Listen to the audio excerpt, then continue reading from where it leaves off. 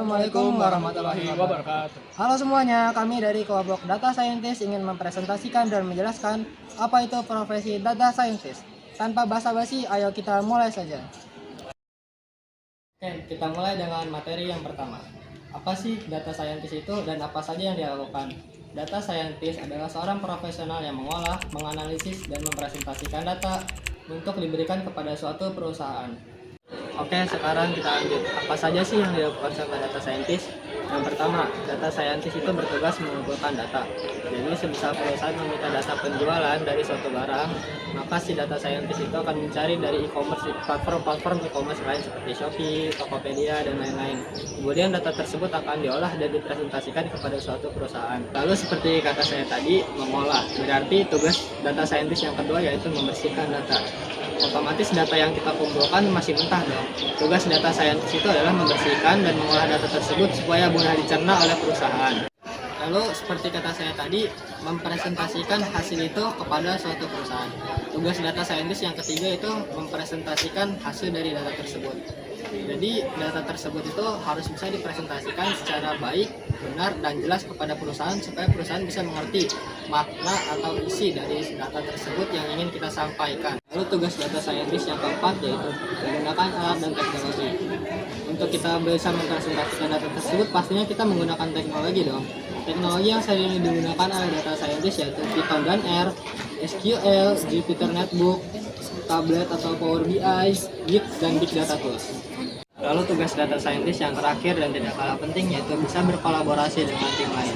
Pastinya untuk menjadi data scientist harus kolaborasi dengan tim lain dong, misal dari tim pemasaran, misal dari HRD, atau dari yang lainnya.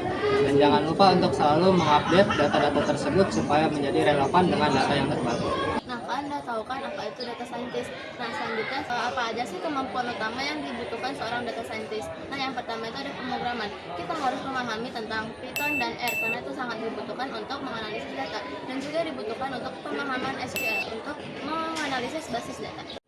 Yang kedua ada statistik dan matematika. Dasar statistik seperti probabilitas, distribusi, regresi, dan inferensi dibutuhkan untuk analisis data dan model prediktif. Machine learning dan AI harus memahami seperti supervised dan unsupervised learning serta algoritma seperti decision tree, clustering, dan neural network termasuk untuk evaluasi model. Yang keempat itu ada pengolahan data. Kemampuan data warehousing untuk membersihkan data seperti yang sebelumnya, mengatasi data hilang, duplikat atau tidak konsisten itu sangat penting. Nah, yang kelima atau yang terakhir itu ada visualisasi data. Keterampilan menyajikan data secara visual menggunakan Tableau atau Power BI, Matplotlib atau Seibon sangat dihargai. Soft skill dan peran data science dalam perusahaan. Soft skill seperti komunikasi, kerjasama tim, berpikir kritis, dan pemecahan masalah sangat penting bagi seorang perusahaan. Peran data science di perusahaan meliputi analisis data, pengembangan model, dan penyampaian temuan secara efektif untuk mendukung pengambilan keputusan bisnis.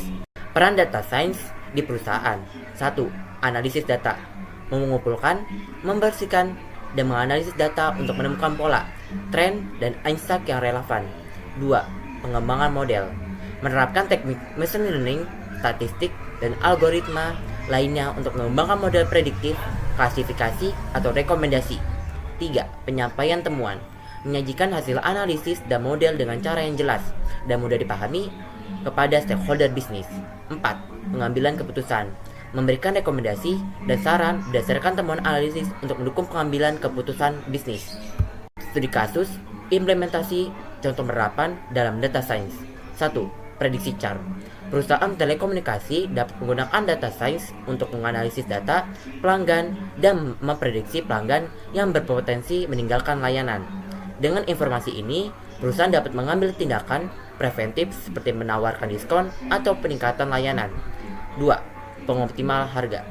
Perusahaan e-commerce dapat menggunakan data science untuk menganalisis data penjualan dan menentukan harga optimal untuk produk mereka. Ini dapat membantu perusahaan memaksimalkan pendapatan dan mengoptimalkan margin keuntungan.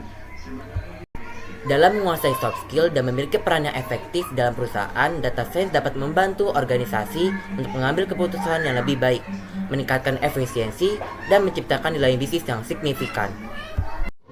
Oke, sekarang kita akan membahas tools dan teknologi yang harus dikuasai data scientist.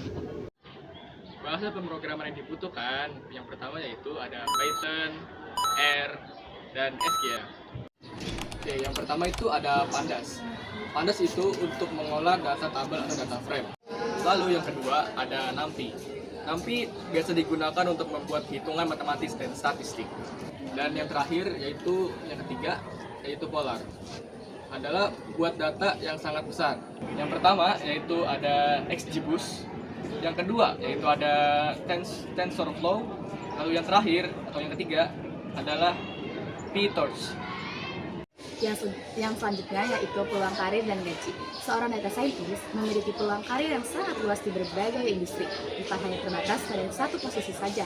Berikut beberapa profesi yang bisa jalani sebagai keahlian data scientist. Yang pertama, data scientist menganalisis data kompleks, membangun model prediktif, dan memberikan insight untuk pembelian keputusan bisnis. Kedua, data analis memvisualisasikan dan memanipulasi data untuk mendukung keputusan perusahaan, termasuk melakukan web analis.